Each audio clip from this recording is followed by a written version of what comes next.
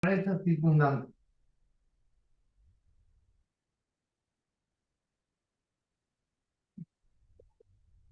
Sintamos unión con todos los buscadores de la verdad en el planeta para constituir un núcleo de la fraternidad universal de toda la humanidad. Mantengamos nuestras mentes en esa unidad y quietud para que la bendición y el amor de los grandes seres de la jerarquía terrestre puedan descender a nuestro grupo. Que sea bendecido, que esa bendición y amor se difunda a todos los seres y a todas las criaturas, aliviando todo sufrimiento y eliminando toda ignorancia. Invocación de inicio. Que los venerados maestros de sabiduría y compasión que dieron al mundo la teosofía y la sociedad teosófica nos ayuden en este trabajo que vamos a realizar en beneficio de la humanidad. Ustedes tienen la palabra. Comenzaremos esta bella obra, los diálogos de la logia, y nos quedamos en la tercera slok que estamos analizando. La mente universal no existía, pues no había ají, coronas, ángeles para contenerla. Entonces, vamos a avanzar un poco para atrás para tirar el hilo. Dice pregunta 12. ¿A qué plano cósmico pertenecen estos arcángeles de los cuales aquí se habla en la sloka? Ellos pertenecen al primero, Atma, al segundo, Budi, y al tercero, Mahat, siendo en realidad el último plano el punto de partida de la manifestación primordial. La manifestación comienza. Es el reflejo objetivo de lo inmanifestado. Como hemos visto, lo absoluto es un reflejo objetivo de lo inmanifestado. Al igual que lo decía Pitágoras con las monas, el primer logos, el primero, habiendo emanado la primera triada, se convierte en tres de logos, desaparece en la quietud y en las tinieblas, la oscuridad. Por la ideación cósmica y se retira primero la mente. Dice, significa esto que los tres logoi en el glosario quiere decir logos en plural. Significa que estos tres logoi emanados de la radiación primordial, como rayos que irradian en el macrocosmo, en todo este universo, estamos en cosmogénesis, estos tres corresponden a nuestro Atma, Budi, Manas del microcosmo del ser humano. Atma, Budi, Manas. Dice ella, así es, corresponden, pero no se deben confundir con estos. Ahora estamos hablando del universo, el macrocosmos, cómo se hizo.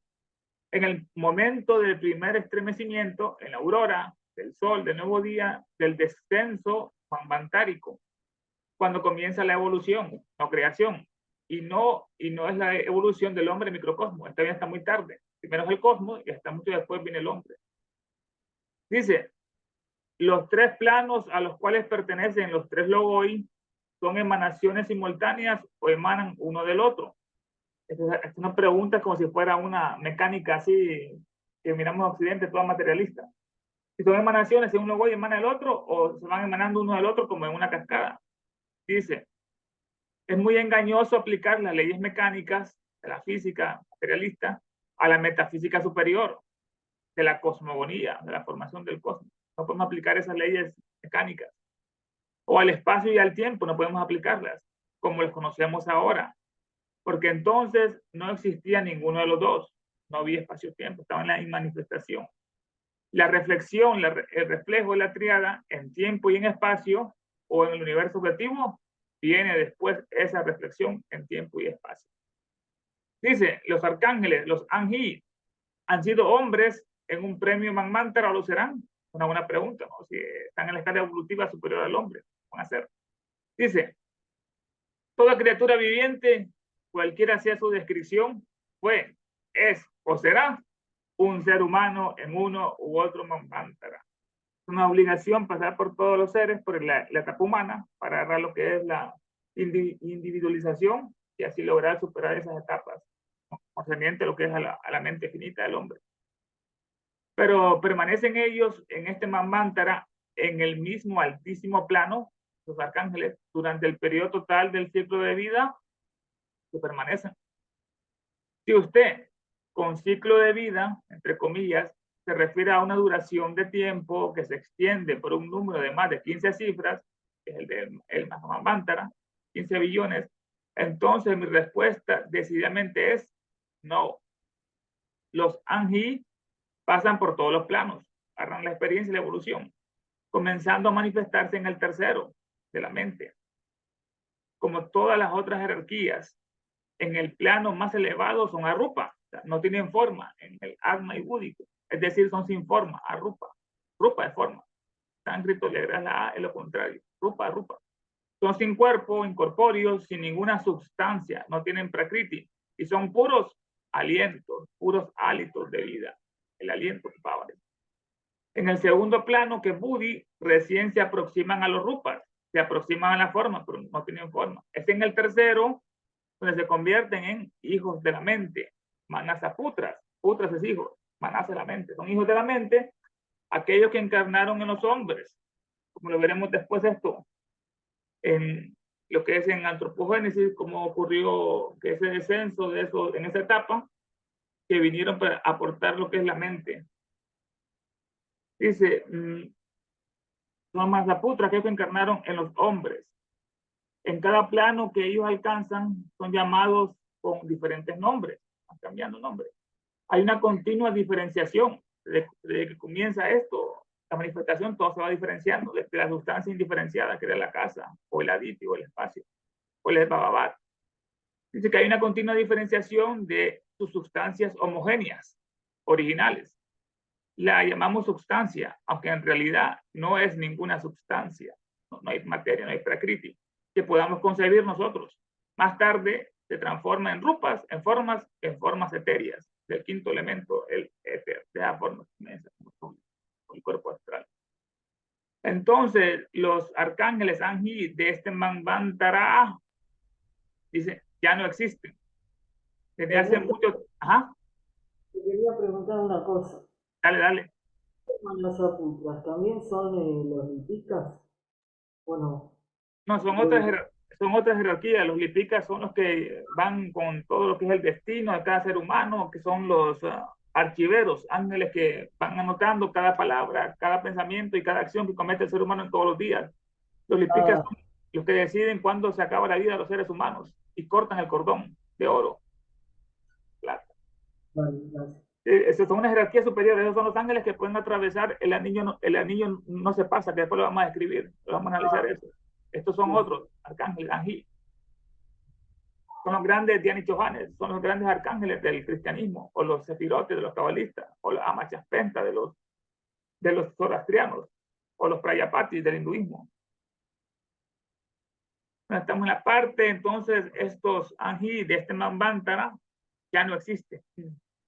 Desde hace mucho tiempo se han convertido en egos planetarios. Son los logos de muchos planetas, logos planetarios. Ya sean solares o lunares, los glasolares o los lunares. Y por último, se transforman en los egos reencarnantes, que ya estuvimos analizando, que dieron la mente al ser humano en la etapa Lemur hace 18 millones de años.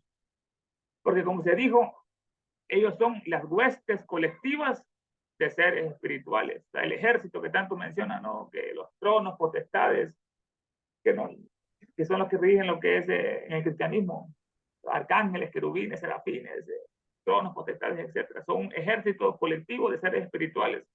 Así como nuestras células neuronas también son huestes de células que tienen funciones específicas, que son el organizar todo el cuerpo humano, todas las demás células. Pero antes se dijo que los Anji no se convierten en hombres en este Manvantara, pregunta el otro. No lo hacen como Anji, sin forma. Arupa deben ya formar parte, tener una forma, pero lo hacen como transformaciones de sí mismos que necesitan para pasar esa etapa humana. Los Manvantaras no deben confundirse, que son los periodos entre dos Manu. Manvantara, el Man es pensador, Antara es entre dos. El ciclo manvantárico de 15 cifras, que es el Maha Manvantara, se aplica al sistema solar. Pero hay un Manvantara que corresponde a la totalidad del universo objetivo. Este es el gran Maha Manvantara. Este es el padre madre del espacio y muchos Manvantaras menores que corresponde a este grande. Todo el espacio-tiempo, a todo lo que es la manifestación. Y a muchos Manvantaras menores, planetarios, solares, etc. En general, las eslocas que se han seleccionado se relacionan con el Manvantara menor, de 15 cifras. Y se han dado solo 2 o 3 relacionadas al Manvantara mayor, todas las estancias. Por lo tanto, se han omitido muchas eslocas a causa de su difícil comprensión. Ella tuvo una selección del libro de Cutie y seleccionó lo que más se podía dar para que la mente humana lo pudiera asimilar. Pero hay muchas que se dejaron afuera, como está diciendo, que correspondían a todo el cosmos, con K. Entonces, los hombres de un Manvantara, al redespertar en el Manvantara siguiente, tendrán que pasar por un estado correspondiente a la etapa Aji. Claro que en un momento esto va a ocurrir en la evolución del ser humano. En algunos de los Manvantaras responde, la cola está en la boca de la serpiente, que este es el símbolo que está en el emblema de la sociedad, que es el Ouroboros. La serpiente que se muerde la cola, que representa todos los ciclos que han pasado y que siguen pasando día y noche. Dicen, la cola está en la boca de la serpiente, mediten sobre este simbolismo. Que son ciclos que van a pasar hasta que el humano logra salir de la manifestación y ya se convierte en un hombre celeste, en otra etapa superior. Un hombre puede elegir aquello en lo cual va a pensar. ¿Puede esta analogía aplicarse a los arcángeles? El hombre elige, no tiene libre albedrío. Y la respuesta no, porque el hombre tiene libre albedrío, libre voluntad. Y los arcángeles, las neuronas, no lo tienen. Están obligados a actuar simultáneamente porque la ley bajo la cual deben actuar les da el impulso. Más superior que ellos esa es la ley que los obliga a que actúen. Mientras que el libre albedrío solo puede existir en un hombre, que es el único agente libre en todo el universo, que tiene esa facultad de decidir. Un hombre que tenga mente, que tenga manas y que tenga conciencia, las cuales actúan y le hacen percibir las cosas interior y exteriormente. Nos analizamos en autorreflexión sobre nosotros mismos, estamos internamente. Cuando vemos el universo que está fuera de nosotros, estamos analizando externamente todo el cosmos y el espacio. Los Aji son fuerzas, no son seres humanos. Tremenda conclusión, son fuerzas. Pero no son ellos agentes conscientes en el trabajo, tienen conciencia de su trabajo. Son conscientes hasta actúan dentro de la conciencia universal, están dentro de ella como las neuronas, los nervios. Pero la conciencia de un Manasaputra, de un hijo de la mente, en el tercer plano anásico, es muy diferente su conciencia a la nuestra. Es solamente entonces que ellos se devienen a ser pensadores. Además, el ocultismo, a diferencia de la ciencia moderna, materialista, sostiene que todo átomo de materia, todo átomo, una vez diferenciado de ese punto Laya, queda dotado de su propia clase de conciencia. Es un gran conocimiento que nos transmite la ley de ocultismo, que todo está vivo, todo se mueve, todo tiene conciencia. No como dicen los materialistas, que solo el ser humano tiene ese privilegio, que el protoplasma evolucionó, la célula salió del mar, se hizo anfibio y después vino el mamífero. La conciencia, todo tiene conciencia en su propia escala. Se han hecho actualmente experimentos científicos que dicen que los electrones, cuando son observados por un microscopio, actúan diferente que cuando no los están observando. Tienen conciencia de sí mismos. Cada célula del cuerpo humano, el microcosmo, como en todo animal, está dotada de su propia facultad de discernimiento, discriminación, instinto animal. Y relativamente hablando, tienen una cierta inteligencia. ¿Vale? Tienen astucia, instinto, discernimiento e inteligencia, que nos diferencia a nosotros. Puede decirse que estos arcángeles disfrutan de una bienaventuranza. Es una pregunta, ¿no? Que estamos en el cielo, que están en una dicha, como el cielo cristiano, que están eternamente tocando un concierto los ángeles y uno va a estar eternamente escuchándolos. Qué aburrido sería eso si en otra parte lo mencionan. ¿Dónde se puede firmar para renunciar a ese cielo? Un estado de beatitud, o sea que si estos arcángeles están en la bienaventuranza, si tienen buenas aventuras, pues de dicha.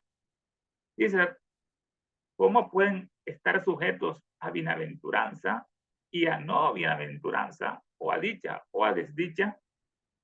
La bienaventuranza solo puede ser apreciada y se convierte en tal cuando el sufrimiento es conocido.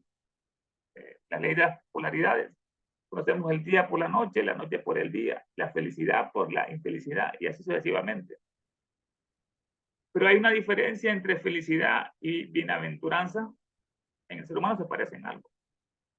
Aunque pueda haber diferencia, sin embargo, no hay ni felicidad ni bienaventuranza sin una previa constante experiencia de sufrimiento y de pena o de dolor que te estimula.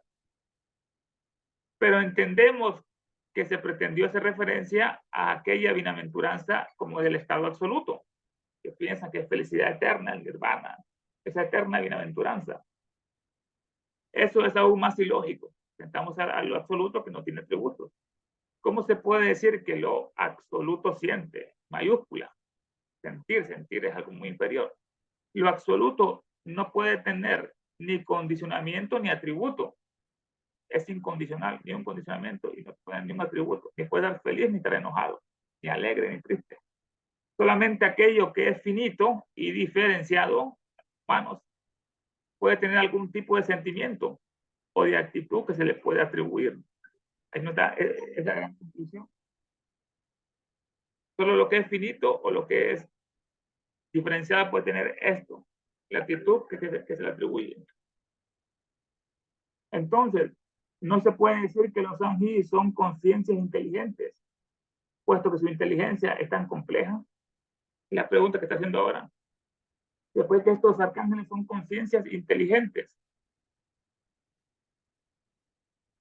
si son conciencias inteligentes, puesto que su inteligencia es tan compleja, quizás el término sea erróneo, pero debido a la pobreza de las lenguas de Europa, parece no haber otra elección en este sentido. Estamos entrando a la parte de que nuestra conciencia y nuestro lenguaje es muy limitado, y más las lenguas europeas occidentales, que son muy materialistas, no son espirituales. Pero tal vez una frase representaría la idea más correctamente. El término parece significar una fuerza que es una unidad, como actúan estos ángeles, en unidad, como las neuronas, los nervios. No una acción y reacción compleja de varias fuerzas, sino que tienen conciencia de la unidad, que estarían implicadas en la palabra inteligencia. Esta parte, acción y reacción. El aspecto noumenal, o sea, el origen de la fuerza fenomenal, tal vez expresaría mejor la idea. El noumeno es lo que ocasiona todos los fenómenos. Y los noúmenos están en la parte más superior, y el fenómeno en el inferior, en lo manifestado. Tal vez expresaría mejor la idea, el aspecto noumenal de la fuerza fenomenal. O tal vez podríamos representarnos la idea como una llama. Interesante. Ya les pone ejemplo el fuego, la llama, una unidad. Los rayos de esta llama serían complejos, porque serían irradiaciones de la llama que dan luz, actuando cada uno en su propia línea recta. Los rayos viajan del sol. Pero solamente se vuelven complejos cuando encuentran receptáculos en las formas inferiores. Esa es la causa. Hay receptáculos que están muy groseramente constituidos. Así es. Sin embargo, los arcángeles, los Sanji, son la llama de la cual salen los rayos. Son el origen de los efectos, los rayos. Se diferencian los rayos, sabemos el prisma, como está del rojo al morado, al violeta. Se diferencian cada vez más a medida que se van cayendo más profundamente en la materia, van descendiendo, se van diferenciando, hasta que finalmente llegan a este mundo nuestro, con sus millones de habitantes y seres sensuales. Y entonces sí se vuelven verdaderamente complejos esos rayos, después de todo lo que tuvo que viajar a la velocidad de la luz de los rayos. Considerados entonces como una esencia primaria, como la llama, los Sanji serían una unidad. ¿Podemos considerarlos así? Ustedes pueden. Pero la estricta verdad es que ellos solamente proceden de la unidad. Ellos proceden de la unidad. Son el comienzo de los 7 rayos. La unidad sería la seidad. Los Sanji son diferenciaciones. Cada uno se va catalogando en cada uno de sus diferenciaciones.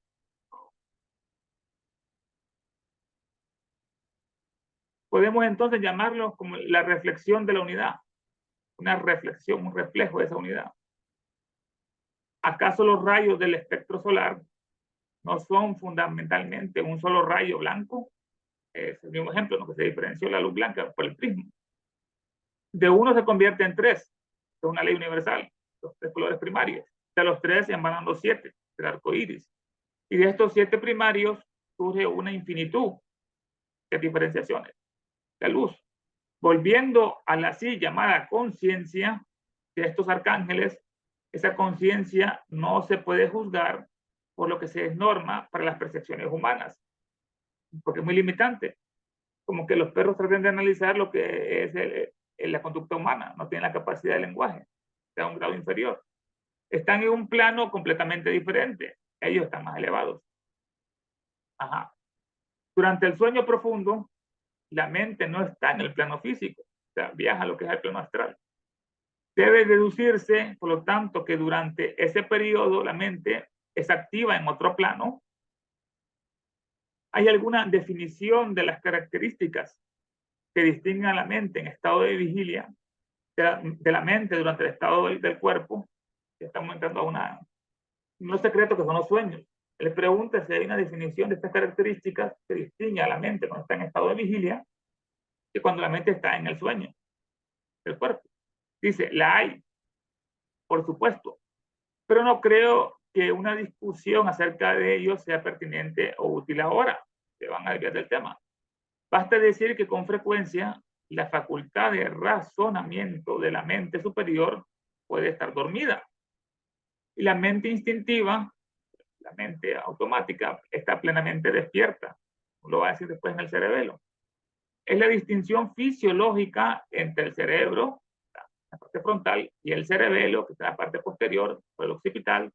El uno duerme y el otro está despierto. Ya cuando el cerebro físico, las sensaciones se acuestan, entonces toma función el otro, el cerebelo, la parte instintiva, vegetativa. Pregunta, ¿qué se entiende por una mente instintiva?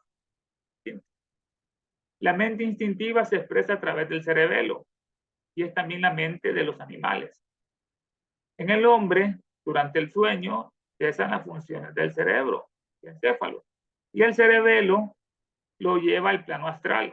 Dice que este es el vehículo, este es el puente que se cruza para llegar del plano físico al astral. Por eso es que nunca somos conscientes del momento exacto donde nos dormimos y cuando nos despertamos, porque ese es el cerebro que toma la función instintiva o automática.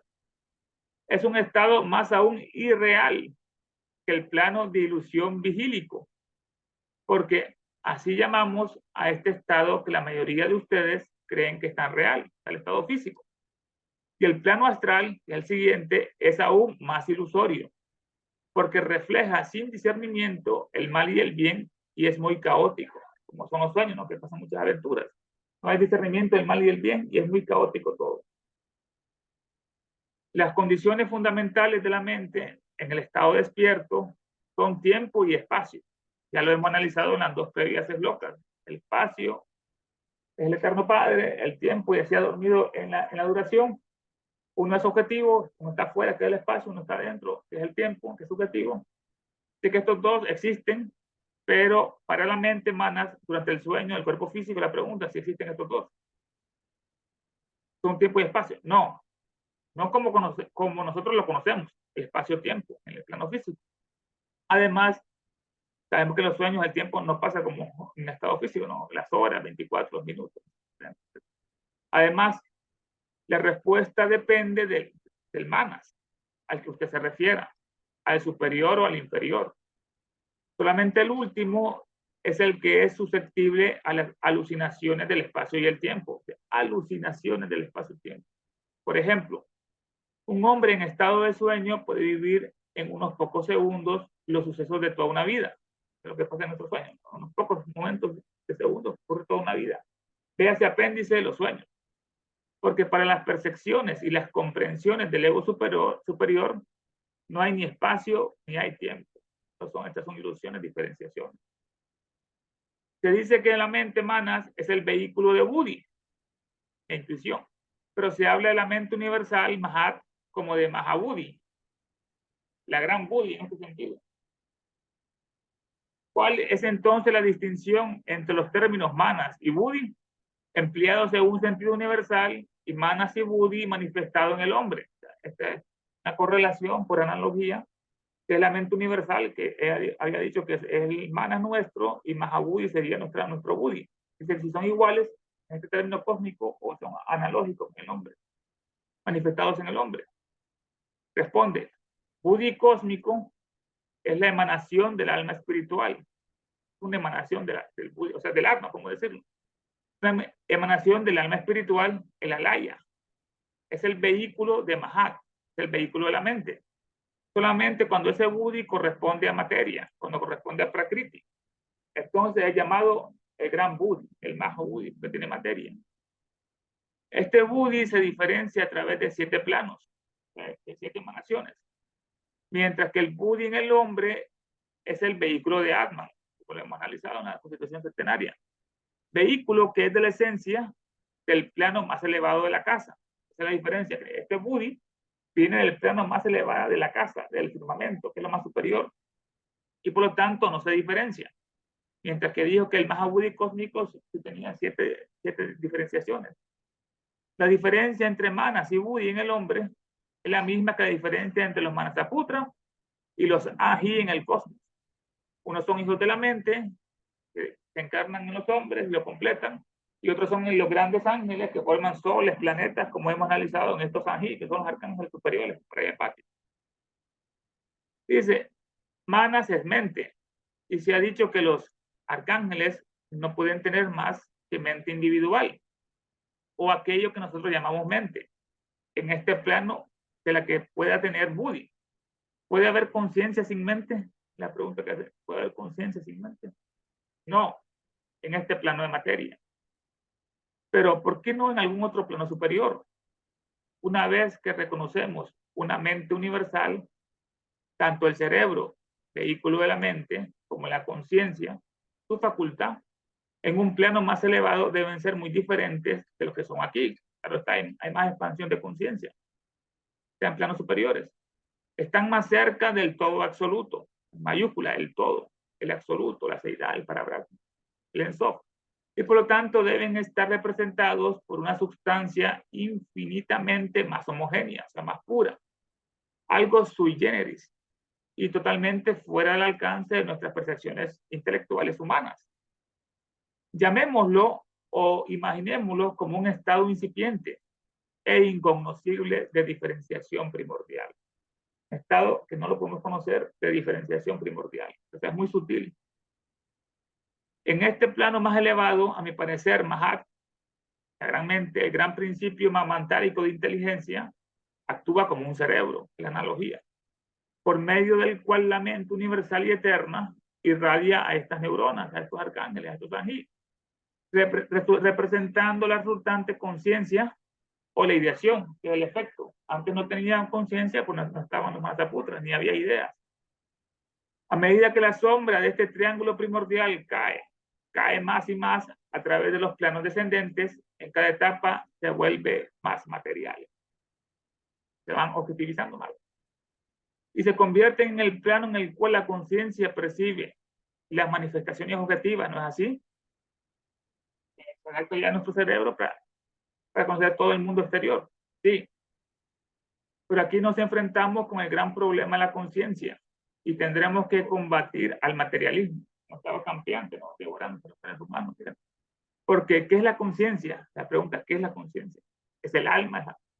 De acuerdo a la ciencia moderna, es una facultad de la mente, como la voluntad, decidir. También nosotros decimos así, una facultad de la mente, pero añadimos que mientras la conciencia no es una cosa por sí, la mente, por contrario, en sus funciones mamantáricas, cuando menos, es una entidad, la mente. Tal es la opinión de todos los idealistas de Oriente. No es una cosa per sí, es algo espiritual, es como el purucha. ¿Algún comentario, pregunta, hermanos?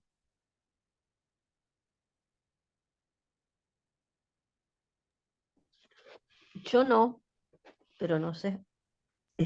No es tan fácil. Por ahí hay, con eso del sueño, yo lo leería otra vez. Lo del sueño. Sí, ese trozo, porque no sé, o sea, en el sueño actúa el cerebelo, porque tenemos todos no los sentidos, sino seguimos respirando, sigue circulando la sangre, este, pero eh, la mente, la mente superior no actúa ahí. ¿Qué fue la diferencia que ella dio acerca de eso? Que en vigilia, otra es la que toma el poder y otro está durmiendo, está descansando, y viceversa. Ah, qué bueno. Bueno, esa era la duda, gracias. Ah, dale, dale. Entonces vamos a la pregunta 36. Sin Te embargo, puedo- ajá, dale. No, porque yo me quedé con esto de la conciencia y la mente. Que- porque si yo iba a preguntar qué es conciencia, pero acá ella responde. Pero la mente, si no sé si están diferenciadas o porque no es la misma cosa. Y también yo una vez pregunté si la mente era materia o espíritu. Entonces ahí tengo como una duda. Eh, no sé si se entiende lo que pregunto. No, claro, aquí lo estamos viendo desde el punto de vista occidental y oriental, que es la mente, que es la conciencia. Sabemos que los materialistas dicen de que si no hay mente no hay conciencia, pero más adelante ella va a describir los estados post-mortem, que son también estados de conciencia ya que sufre cada mónada. Y así poco a poco va a ir delimitando, dicen estos occidentales, que si es un atributo exclusivo del ser humano vivo. Ella dice que no, que así como la voluntad, también nosotros decimos así, pero añadimos que mientras la conciencia no es una cosa por sí misma, no es una cosa, un regalo que uno tiene, que está dentro de nosotros, la mente, por el contrario, en sus funciones mamantáricas, cuando menos, es una entidad.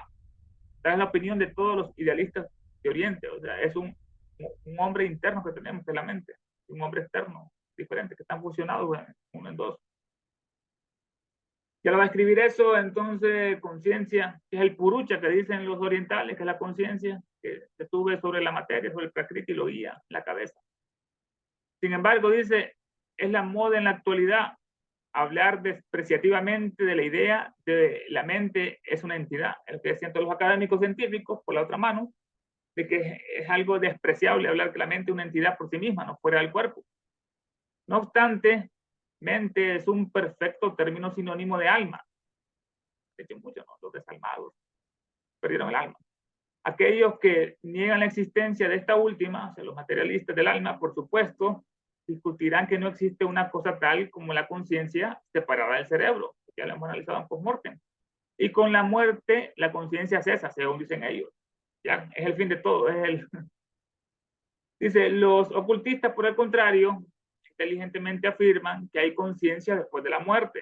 Está comprobado los estados post-mortem en el Kamaloka y en el de Bachán. Y que solamente entonces comienza la verdadera conciencia. La verdadera conciencia se libera de todo el yugo de la materia y se libera el ego de la prisión de carne, ya que no está más impedido por la materia terrestre que lo tenía como cautivado por la gravitación desde la Tierra. Ya no está impedido por esa fuerza. Quizás el primer enfoque surge de delimitar el término conciencia a la facultad de percepción. Esa es la pregunta que le hace. Limitan la conciencia a la facultad de percepción. De ser así, el ocultismo se opone por completo a semejante visión. No se puede limitar la conciencia, está mucho más allá de la percepción. Y aquí llegamos a la parte final de la tercera esloca, que fue la que analizamos, que decía que la mente universal no existía, pues no había ají para contenerla. O sea, no había neuronas, no había arcángeles para contener esa mente universal. Entonces ya vimos el espacio, el tiempo, la mente, ahora sigue el corazón, que la cuarta esloca.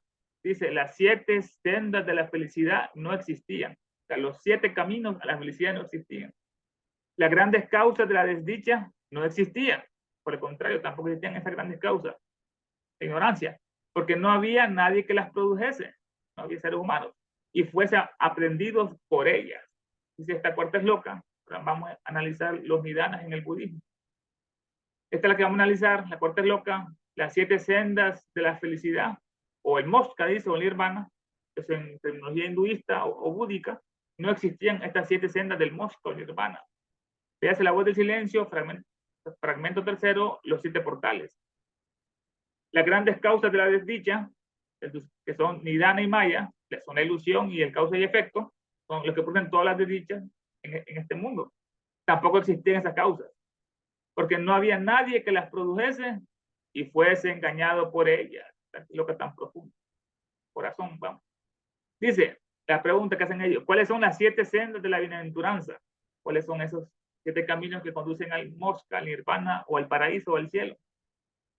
Dice, son ciertas facultades, son virtudes, los paramitas, de las cuales el estudiante conocerá más cuando profundice en el ocultismo. Las 7 puertas que se van a abrir. Son las 4 verdades de la escuela hinayana, quiere decir literalmente el gran vehículo de los budistas. Después se dividió el budismo en la escuela del norte, el gran vehículo y el pequeño vehículo. Son las 4 verdades que hablaba Buda de la escuela hinayana, las mismas que menciona Sir Edwin Arnold en su obra La luz de Asia, siendo la primera de ellas el sendero del dolor. La segunda, ¿qué es lo que ocasiona ese dolor?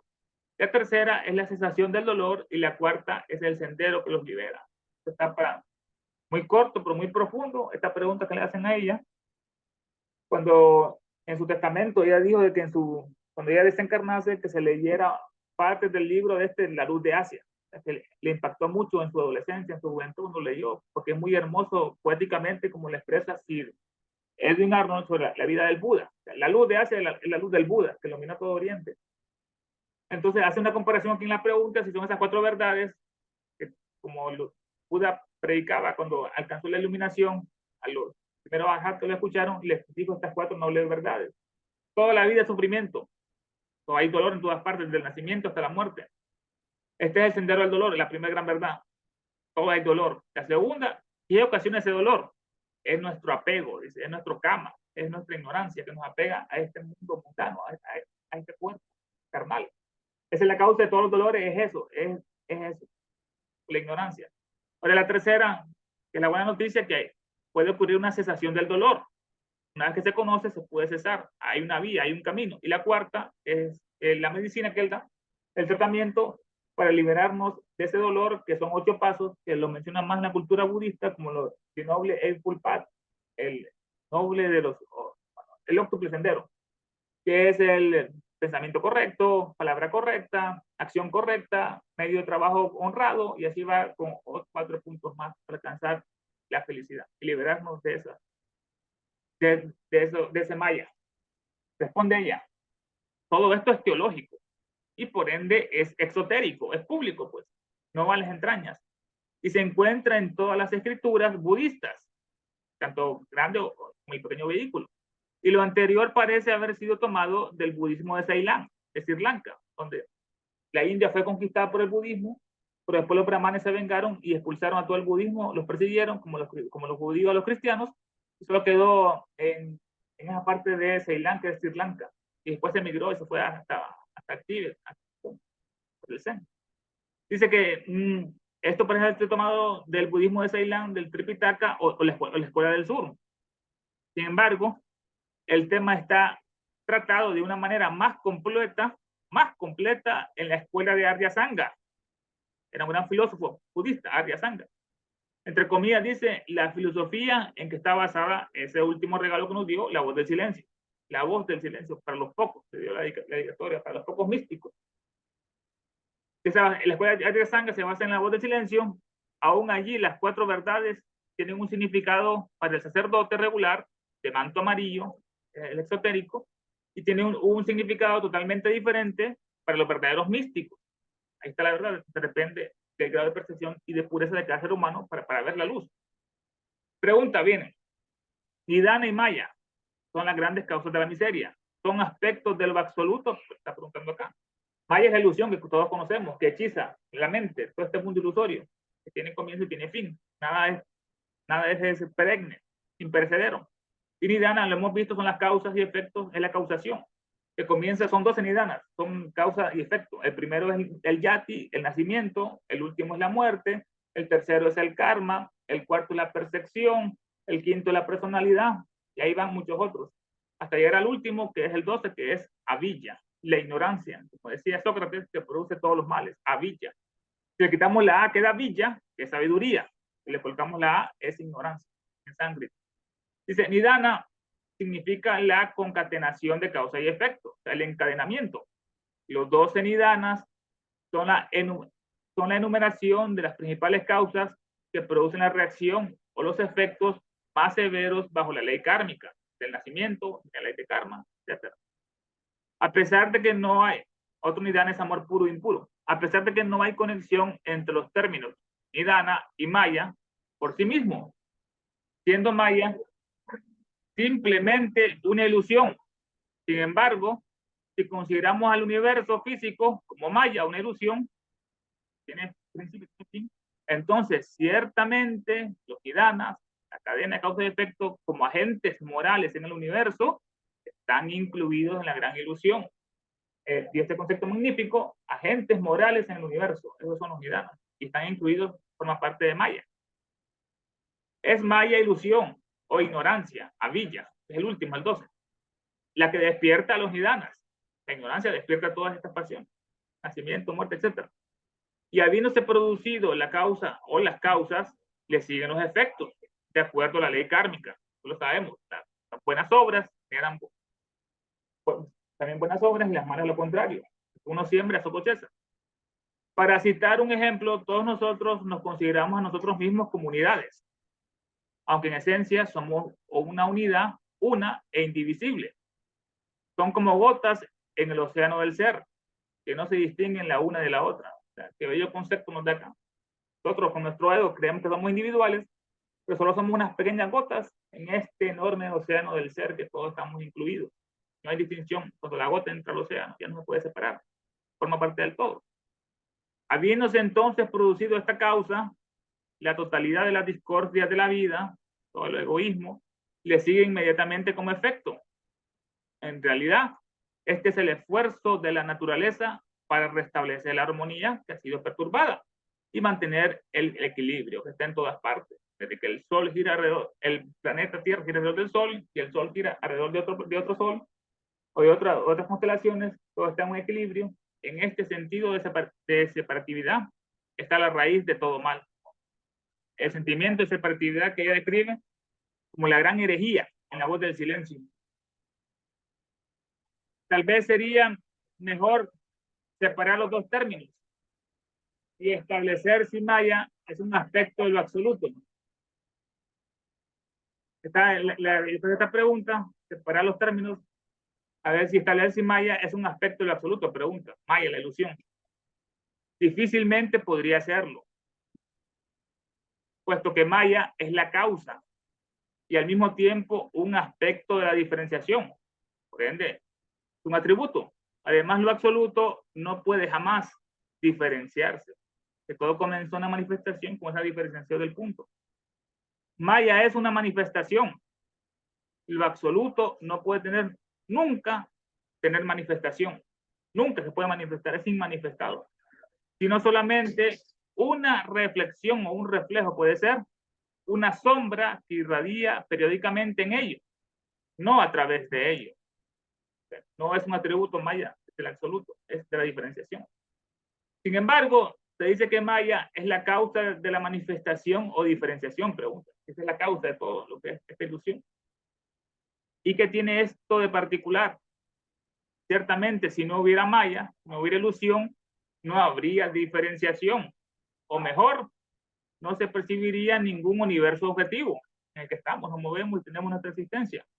Pero esto no lo hace un aspecto de lo absoluto, sino simplemente algo contemporáneo y coexistente con el universo manifestado, maya. Contemporáneo y coexistente. O la heterogénea diferenciación en la pura homogeneidad. Está homogéneo y después se va diferenciando y se vuelve heterogéneo. Y así surgen todos los demás compuestos de átomos, moléculas. Por la misma razón, entonces, si no hay diferenciación, no hay maya, pregunta. Pero aquí estamos hablando de maya como la causa del universo. Y causa está en mayúscula. La causa. De modo que cuando penetramos más allá de la diferenciación, podríamos preguntarnos, ¿dónde está maya? Cuando penetramos más, ¿dónde está maya? Está en todas partes. Maya está en todas partes, todo lo que nos rodea, todo lo que vemos. Y en todo lo que tiene comienzo y fin. Por ende, no es eterno. Por consiguiente, cada cosa es un aspecto de aquello que es eterno. Un aspecto. Y en ese sentido, por supuesto, Maya mismo es un aspecto de Sat. Esta es la palabra que deriva la seidá, Sat, en sánscrito. No es un ser, es la fuente de todos los seres. O de aquello que es eternamente presente en el universo. Eternamente presente. Ya sea durante el Mamantara o el Mahapralaya. Pero recuerden que hasta se ha dicho que Nirvana es solo Maya comparado con lo absoluto. Existe lo que es el Paranirvana, el Paranishpana de las estancias que está más allá. Muchos adeptos renuncian al Nirvana para seguir ayudando a los seres humanos en su camino evolutivo. Dice, entonces Maya es un término colectivo para todas las manifestaciones. No creo que esto explicaría el término. Maya es la facultad perceptiva de todo ego, que se considera a sí mismo una unidad separada, facultad perceptiva e independiente del eterno Sat o Seidá. ¿Qué respuesta que dio? Maya es la facultad perceptiva de todo ego, a toda persona que percibe, que se considera a sí mismo una unidad separada, está en ilusión, está en engaño e independiente. Independiente del eterno Sat o de la Seidá. En la filosofía pública exotérica y en los libros sagrados, los Puranas, Maya se explica como la activa voluntad personificada. Interesante, ¿no? La activa voluntad personificada del Dios creador. Este último siendo él mismo una Maya personificada, una pasajera ilusión de los sentidos del hombre, que desde el comienzo mismo de sus especulaciones emprendió la antropomorfización de las puras abstracciones. Eso tenemos que leerlo más lentamente para encontrar lo que es la profundidad. En la filosofía pública, Maya se explica como la activa voluntad personificada del Dios creador. Activa voluntad personificada de ese Dios falso creador, ¿no? Este último siendo, este Dios, el mismo, una Maya, es una ilusión personificada. ¿Qué contexto le digo? Un Maya personificado es un Dios, una ilusión. Una pasajera ilusión, como Odín, como Botán, como Zeus, como Jehová, como Alá, todos son dioses pasajeros, son falsos, ídolos. Es una pasajera ilusión de los sentidos del hombre. Cada raza hace Dios de acuerdo a su propia esencia. Que desde el comienzo mismo de sus especulaciones el hombre emprendió a poner a Dios como en forma humana, de las puras abstracciones. En Oriente son puras abstracciones que nunca se convirtieron en humanas, nunca se profanaron, como son todos, como lo conocemos en Occidente, un Dios vengativo, iracundo, que mata a los que no lo adoran, que manda guerra, destrucciones, que es totalmente una ficción del ser humano. Dice que son puras atracciones. La verdad son puras atracciones que nunca se materializan. Maya, según la concepción del hindú ortodoxo, del Brahman, es muy distinta que Maya para un idealista vedantino o un ocultista. Cada quien en su plano. Los vedantinos, una escuela bastante hermosa, de las seis darchanas, un ocultista, o el sacerdote ortodoxo, cada quien según su capacidad. La Vedanta declara que Maya, la escuela que vino a reformar Sankaracharya, que la Vedanta declara que Maya o la falaz influencia de la ilusión solo constituye la creencia en la real existencia de la materia o de todo lo diferenciado. Como lo decía, que Maya para un idea, bueno, la Vedanta declara que Maya o la falaz influencia, una falaz influencia de la ilusión, como nos engaña, solo constituye la creencia en la real existencia de la materia. Lo único que crean en la real existencia de la materia o de todo lo diferenciado. No van a la espiritualidad, a las abstracciones máximas. En el Bhagavad Purana, Bhagavad es el Señor, Purana son los libros, identifica Maya con la materia. En el Bhagavad, Maya con Prakriti, naturaleza y materia manifestada. Eso es lo que es Maya, naturaleza y materia. No dicen lo mismo algunos metafísicos europeos de avanzada, tales como Emmanuel Kant, Schopenhauer y otros, bastante moralistas, decían, bueno, Emmanuel Kant lo elogia bastante ella en otras partes, lo da mucho de que debemos hacer lo correcto siempre. Por supuesto, o Schopenhauer, un gran pensador, por supuesto, ellos tomaron sus ideas de Oriente, Kant, Schopenhauer, especialmente del budismo. Sin embargo, la doctrina de la irrealidad de este universo, que es irreal, una ilusión, que perece, ha sido desarrollada en forma bastante correcta por nuestros filósofos, en líneas generales de todos modos. Ahora bien, a pesar de que no hay dos personas que puedan ver las cosas y los objetos exactamente de la misma manera, y que cada uno de nosotros la vemos a nuestro modo, sin embargo, todos estamos sujetos más o menos a ilusiones, espacio-tiempo, y en especial a la gran ilusión maya, de que como personalidades somos seres distintos de los otros seres, que estamos separados de nuestra personalidad, nuestro cuaternario, y que aún nuestros yoes o egos seguirán siendo tales en la eternidad. Estas personalidades que se van a eternizar supuestamente si creen muchas personas, o de cualquier modo en la sempiternidad. Mientras que no solo nosotros, sino también todo el universo visible e invisible, somos solamente partes transitorias del todo uno en mayúscula. Partes transitorias, somos sin principio ni fin, o de aquello que siempre fue, es y será. Como decía en el templo de la Isis aítica, soy todo lo que fue, es y será, y ningún mortal puede levantar mi velo. Qué interesante da estos conceptos acerca de la gran ilusión, el universo, nuestras personalidades que se quieren eternalizar, sempiternos, eternos, que no solo nosotros, sino también todo el universo visible o invisible, somos solamente partes transitorias, somos de paso de este todo uno que va adquiriendo experiencia, que no tiene principio ni fin, o de aquello que siempre es, fue y será, la seidad, no le pasa. El término parece aplicarse a los complejos puntos de diferenciación, aplicándose diferenciación a la unidad y a maya. Aplica esto, esta diferenciación a la unidad y a la maya, al conjunto de unidades. Pero aquí podemos plantear una cuestión lateral con respecto a la parte anterior de la discusión. Se ha hecho referencia al cerebro y al cerebelo, parte instintiva y la parte de los sentidos. Y a este último cerebelo se le ha descrito como el órgano instintivo que toma el control. Se supone que un animal tiene una mente instintiva, o sea, no tiene superior, tiene una hermana superior, no tiene razonamiento. Pero se dice que el cerebelo es simplemente el órgano de la vida vegetativa, controla la sangre, la circulación, las respiraciones, etcétera, con el tronco encefálico. Y que solo controla las funciones corporales.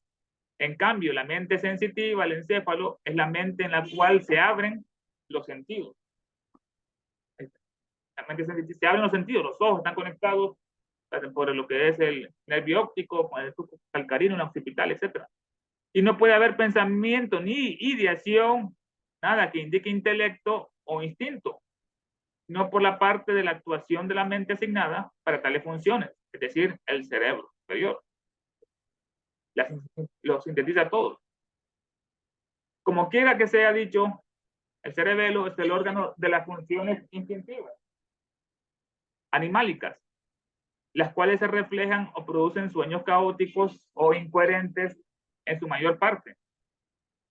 Sin embargo, los sueños que se recuerdan y que presentan una secuencia de eventos se deben a la visión del ego superior. Una visión del ego superior. No es el cerebelo aquello que podríamos llamar el órgano del hábito. Siendo instintivo, creo que podría muy bien llamarse así, órgano del hábito. Excepto que podemos referirnos al hábito como aquello que podríamos llamar el estado actual de existencia. Estado actual de existencia del hábito. Y hablar del instinto como de una etapa pasada, ya superada. Están juntas aquí en el ser humano. Porque la parte instintiva con la parte de los sentidos, sensitiva. Cualquiera que sea el nombre que se le dé, solo el cerebelo funciona cuando se duerme. Vemos el sueño, y no el cerebro, descansa. Y los sueños, o emanaciones, o sentimientos instintivos que están ocultos en el inconsciente, que experimentamos en vigilia, son el resultado de su actividad. Resultado de su actividad. La consecutividad surge enteramente de la facultad coordinadora. Como todo se coordina en la marcha, al caminar, etc. Pero seguramente también el cerebro actúa. Una prueba de lo cual es que mientras más nos acercamos al momento del despertar, del sueño, más vívidos se tornan nuestros sueños. Así es. Cuando usted se está despertando, pero no antes, recordamos los sueños, ¿no? Las imágenes hermosas que tuvimos. Podemos comparar ese estado del cerebelo a una barra de metal o algo de la misma naturaleza, que ha sido calentado durante el día y emana o irradia calor durante la noche. como una bodega, almacenamiento de ese calor. De la misma manera, la energía del cerebro se irradia inconscientemente durante la noche. Esa energía se irradia inconscientemente como esa barra de metal. Sin embargo, no podemos decir que el cerebro es incapaz de registrar impresiones durante el sueño. Un hombre durmiendo puede ser despertado por un ruido y cuando despierta con frecuencia será capaz de reconstruir su sueño hasta la impresión causada por el ruido. Puede recordar todas las visiones que tuvo consecutivas. Este hecho parece probar en forma concluyente la existencia de la actividad cerebral durante el sueño. ¿Lo recuerdo? Una actividad mecánica ciertamente.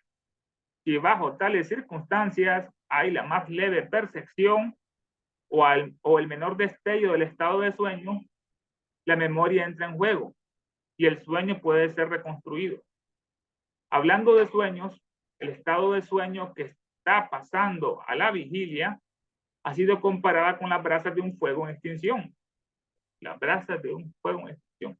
Podemos muy bien continuar con la analogía y comparar la entrada en acción de la memoria con una corriente de aire que la revive. Llega a ese sector del cerebro. Es decir, que la conciencia al despertar hace volver a la actividad al cerebro, volver a la actividad que había descendido por debajo del umbral de la conciencia.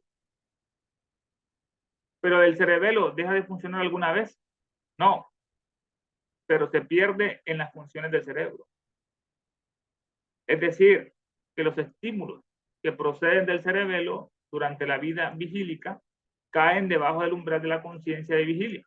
Creo que no tenemos las percepciones. El campo de la conciencia, siendo enteramente ocupado por el cerebro, es protagonista y esto continúa hasta que sobreviene el sueño. Cuando los estímulos del cerebelo comienzan a formar el campo de la conciencia, totalmente diferente, la conciencia en despierto o dormido. Por lo tanto, no es correcto decir que el cerebro es el único asiento de la conciencia. ¿Qué conclusión nos dirá esto? No es el único asiento de la conciencia del cerebro, también en el cerebro. Así es, la función del cerebro es la de pulir, perfeccionar o coordinar las ideas, mientras que la del cerebelo es producir deseos conscientes y demás. Qué buen resumen acerca del cerebro. Pulir y perfeccionar o coordinar las ideas. Todo está en el cerebro. Mientras que en el cerebelo están esos deseos conscientes y demás. Evidentemente tenemos que ampliar nuestra idea de conciencia, ampliar la conciencia. Por ejemplo, no hay ninguna razón por la cual una planta sensitiva no pueda tener conciencia en otro plano de las plantas. Duprel, en su libro Filosofía del Místico, cita algunas experiencias muy curiosas que muestran un tipo de conciencia local. Tal vez una clase de conexión refleja. Va aún más lejos, demostrando a partir de un gran número de casos bien documentados, tales como que los clarividentes que pueden percibir con la boca del estómago. Les ponen un objeto en el ombligo y ellos pueden leer lo que está escrito ahí solamente con los ojos cerrados, solamente con el ombligo, que son puntos muy importantes que ya lo refieren a otra parte, el ónfalos. Muchos orientales yogis meditan y entran en estado de completación, de meditación muy elevados con solamente ver su ombligo, su ónfalo. Dice que el umbral de la conciencia es capaz de extenderse de manera amplia, mucho más de lo que estamos acostumbrados a pensar, tanto hacia arriba como hacia abajo. O sea, qué ejemplo más magistral dio en esa parte del ombligo. Podemos felicitar, congratular con la experiencia de Duprel como un antídoto contra las teorías del profesor Huxley, totalmente materialista, defendía como un perro a lo que son la teoría evolucionista de Darwin, el bulldog le decían a Huxley, que son absolutamente irreconciliables con las enseñanzas del ocultismo, las teorías pseudocientíficas de Huxley y de su protoplasma. Los hermanos, ¿tienen alguna pregunta, comentario del estudio que les pareció?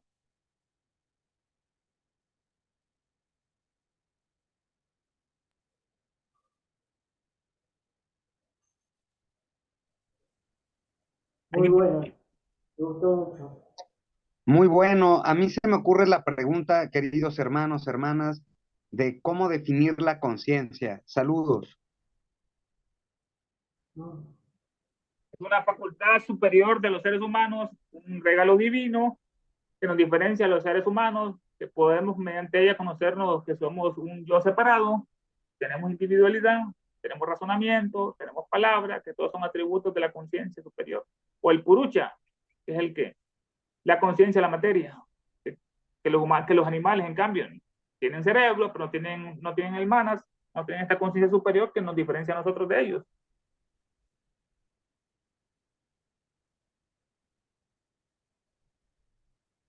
Muchas gracias, muy bueno. Dale, hermano, a la orden, a la orden.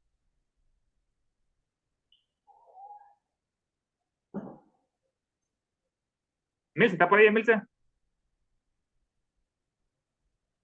Yo quiero preguntar una cosa. Ajá. O sea, los seres, bueno, lo inanimado, qué sé yo, los minerales, todo eso, ¿tienen conciencia o no? Tienen su grado de conciencia diferente a nosotros en otros planos. Ah, en otro plano.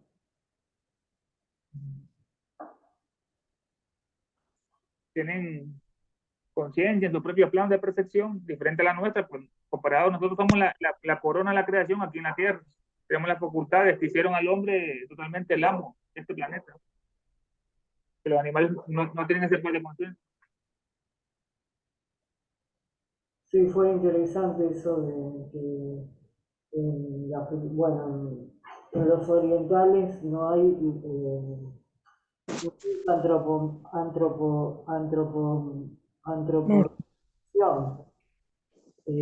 Sin embargo, en Occidente sí. Eso me pareció re interesante porque ahí hay como una clave bueno, de cómo cómo funcionamos los occidentales. Sí, esas son ideas bastante infantiles que tenemos en nuestro inconsciente, que Dios es un anciano con una larga barba, sentado en un trono, que a la derecha está Jesús y a la izquierda el diablo, y esa triada formaron todo, como moviendo sus dedos, formaron el universo. Son ideas infantiles antropomórficas que la religión nos ha heredado, porque en la Edad Media nadie podía pensar, porque lo quemaban, le echaban al fuego como a Bruno, como a Galileo, como a Juana de Arco. Pero en sí, dicen otra parte que si los perros pudieran hablar y le preguntaran cómo sería Dios, sería un gran can, que cuando ladría movía el universo, y así va cada uno cruzándolo en diferentes maneras. Lo mismo decían grandes cómicos griegos de la escala de Sófocles, que así pintaban bastantes epopeyas, que los animales eran los protagonistas, y cada quien, los animales, se expresaba su propio Dios y la forma de ellos, las ideas antropomórficas que hacemos nosotros. Lastimosamente nosotros el judaísmo nos comió Occidente, y a partir de ahí nuestras ideas son totalmente infantiles, de ese Dios vengativo iracundo que estuvimos analizando, que lo mismo es de los musulmanes, que hay que matar a los otros, y que allá son conductas totalmente violentas porque su Dios representa su inconsciente colectivo, que ellos hacen acciones totalmente machistas. Nunca una mujer como tenían los griegos, Atenea o Bueno, gracias. no sé, Víctor, si Ernesto, sí, hola. soy Isabel. Ernesto, ¿y cómo es que en el hinduismo sus pinturas y sus dioses también están pintados? O sea, bueno, Krishna y todo eso, la flor de loto, igual están representados en pinturas. ¿No es lo mismo? Sí, claro, esta idea antropomórfica están por todas partes, ¿no? Dibujan a Brahma con 3 cabezas, con Shiva y Vishnu unidos en el mismo tronco, a Krishna lo pintan de azul. Krishna fue un personaje histórico, no es un personaje mítico, y la de otra raza totalmente diferente a la nuestra, como están la raza roja, la raza amarilla. Krishna lo pintan como la raza azul. En este sentido, ellos sí pueden tener ciertas ideas, pero no la tuvieron tan infantilmente como los occidentales. No se fanatizaron tanto en este caso. Claro que cierto que la religión en la India hoy día se ha degradado mucho por el periodo de Kali Yuga en que estamos, y el hombre siempre ha querido lo que es representar a sus dioses en todas partes, ¿no? En este caso que está mencionando, también los hindúes lo hicieron, pero de una forma un poco mejor que los occidentales, podemos decirlo así, pero sabemos Más que simbólico, es más simbólico. simbólico. Sí. Pero analizando lo que estamos haciendo acá, por ejemplo, en la escuela Vedanta o en otras escuelas, sabemos de que lo puro es una abstracción, como lo mencionó hoy, una abstracción que no puede ser profanada por ninguna materialización, que solo los místicos pueden llegar hasta esa altura. Ella lo comparó, la percepción que tienen de Dios los hindúes, por ejemplo, no es la misma que un brahman ortodoxo vestido de amarillo con su sotana, no es la misma que un sadhu o que un gran místico que sabe que Dios o la divinidad, por decirlo la palabra correcta, lo divino, no tiene forma humana, es un espíritu puro, un purucha, pues, manifestado. Entonces, y además, bueno, lo que entendí es que somos de uno. Nuestra conciencia que nos individualiza, eso es lo que tenemos que despertar o es despertar el subconsciente o cómo es para tener el concepto de que somos una unidad, que eso nos falta, ¿no ve? La conciencia general, los animales tenemos locomoción y los seres humanos ya tenemos algo superior, que ya no somos almas colectivas, ya nos individualizamos como un ser completo. Y el error en que caemos es en la gran herejía de la separatividad, pero visión y espiritualidad nos vamos dando cuenta que todos somos parte de esa unidad, somos esa gota que mencionó que cae en el gran océano, que se funde en todo. Y eso se desarrolla poco a poco por meditación, por prácticas espirituales, con servicio, ayuda a los demás hermanos, esas cualidades. Y no deberíamos más bien pensar que somos, bueno, lo que alguna vez escuché y que dijo San Pablo, y que somos el templo del Dios vivo, o sea, nuestro cuerpo es un templo que tenemos que cuidar porque inicialmente somos emanación de la deidad, ¿no es cierto? Del uno. Entonces, esa parte que se ha cerrado de tener esa conciencia, ¿no? De que primero deberíamos pensar que somos espiritual en cuerpo material, o sea, espíritu en cuerpo material. Esa sería nuestra alma. Sí, bastante hermoso que está en las cartas paulinas.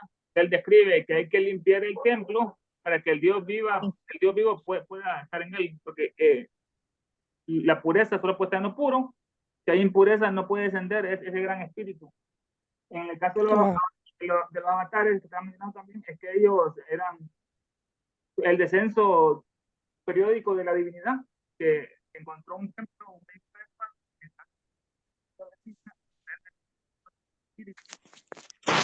es una versión bastante... Te va la voz, Ernesto. No te escuchamos bien, se te pierde tu transmisión.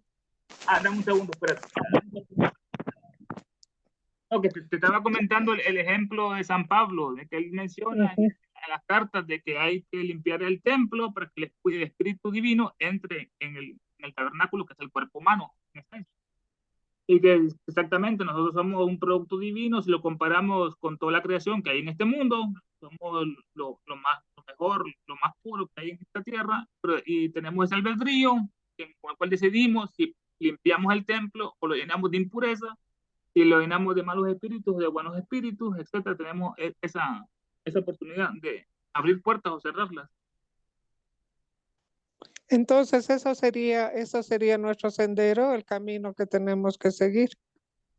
Es el camino interno, el camino que te dicta tu alma, la voz del silencio, la que cuando somos niños nos decía la verdad que debemos hacer y que no debemos hacer.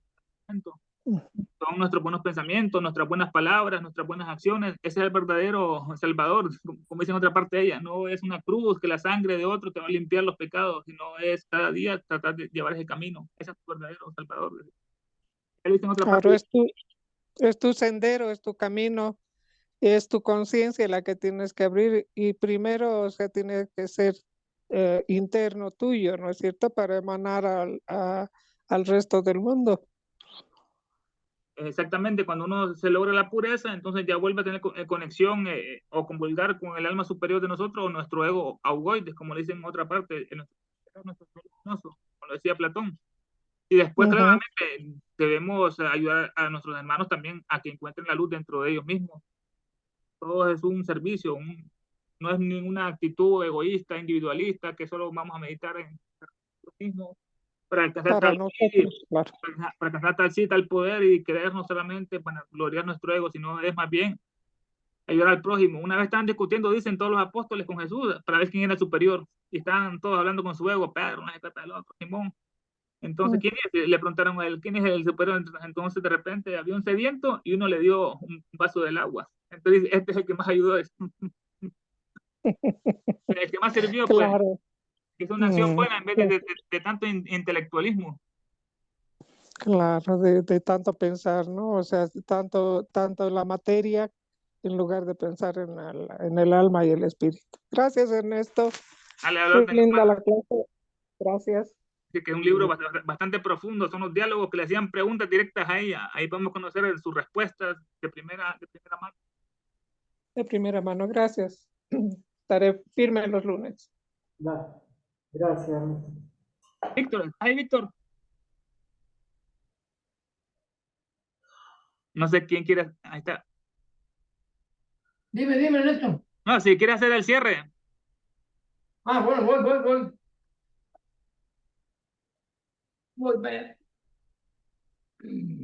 Invocación de cierre. Agradecemos a los venerados maestros de sabiduría y compasión, participación y cooperación en esta sesión. Que durante la próxima sesión mantengamos nuestros pensamientos unidos en este trabajo que realizamos en beneficio de la humanidad. Oh vida oculta que vibras en cada átomo. Oh luz oculta que brillas en cada criatura. Oh amor oculto que todo lo abarcas en la unidad. Que cada ser que se sienta uno contigo sepa que por lo tanto es también uno con todos los demás. Paz a todos los seres. Tengan todos buenas noches. Hermano. Buenas noches, saludos, muchas gracias. Gracias. Saludos, hermanos, desde México. Gracias. Buenas noches. Gracias, Ernesto. Gracias, Emilce. Gracias, Julián, por la invitación. A ustedes, hermano. Gracias, Ernesto. Gracias. La orden.